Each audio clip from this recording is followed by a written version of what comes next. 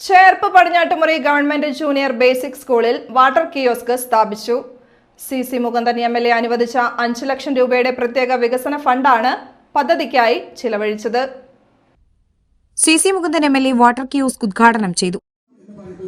കുറച്ച് നാൾ മുമ്പ് നമ്മുടെ ഭരണകൂടാരമായി ബന്ധപ്പെട്ട് സംസാരിച്ചിട്ടുണ്ട്. പിന്നീട് കുട്ടികൾക്ക് ഇരിക്കാൻ കുറച്ച് ഡെസ്കും ബെഞ്ചും തരേണ്ടേ, അതിനെക്കുറിച്ചും കുറച്ച് കാര്യങ്ങളൊക്കെ പറയേണ്ടേ. അപ്പോൾ സ്കൂളിന് ആവശ്യമായ രീതിയിലുള്ള ചില നിർദ്ദേശങ്ങൾ ഇപ്പോൾ പഞ്ചായത്ത് പ്രസിഡന്റ് പറയേണ്ടേ.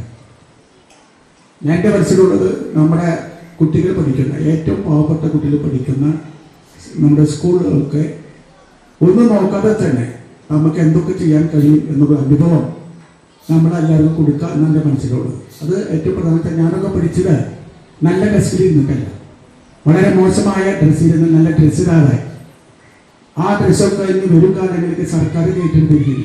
അപ്പോൾ സർക്കാർ ഏറ്റെടുത്തതിൻ്റെ വലിയൊരു മാറ്റം നമ്മുടെ മേഖലയിൽ നടക്കുകയാണ്. ആരൊക്കെ എന്തൊക്കെ പറഞ്ഞാലും ഈ സർക്കാരിൻ്റെ വലിയൊരു പ്രത്യേകത അടുത്ത ബഡ്ജറ്റ്, കഴിഞ്ഞ ബഡ്ജറ്റിലുണ്ടായി. എന്താ, ടീച്ചർമാർ ശ്രദ്ധിക്കേണ്ടതാണ്. ചൈന സർക്കാരിൽ നമ്മുടെ പുതിയ ബഡ്ജറ്റ് 26-27 ബഡ്ജറ്റ് അവതരിപ്പിച്ചു. ആ ബഡ്ജറ്റിൽ പറഞ്ഞിരിക്കുന്നത് കുട്ടികളുടെ വിദ്യാഭ്യാസ പുരോഗതിയെ കുറിച്ച് പറയുന്നു. അതിനോടൊപ്പം തന്നെ നമ്മുടെ അധ്യാപകരുടെ ശമ്പളത്തിലും അതുപോലെ DA-ലൊക്കെ ഒരു വർധനവുണ്ടായി.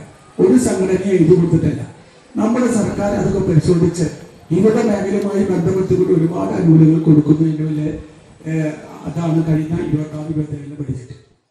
ചേർപ്പ് ഗ്രാമപഞ്ചായത്ത് പ്രസിഡന്റ് സിജോ ജോർജ് അധ്യക്ഷത വഹിച്ചു. ചേർപ്പ് ബ്ലോക്ക് പഞ്ചായത്ത് പ്രസിഡന്റ് ഷക്കീല അമീർ മുഖ്യാതിഥിയായി.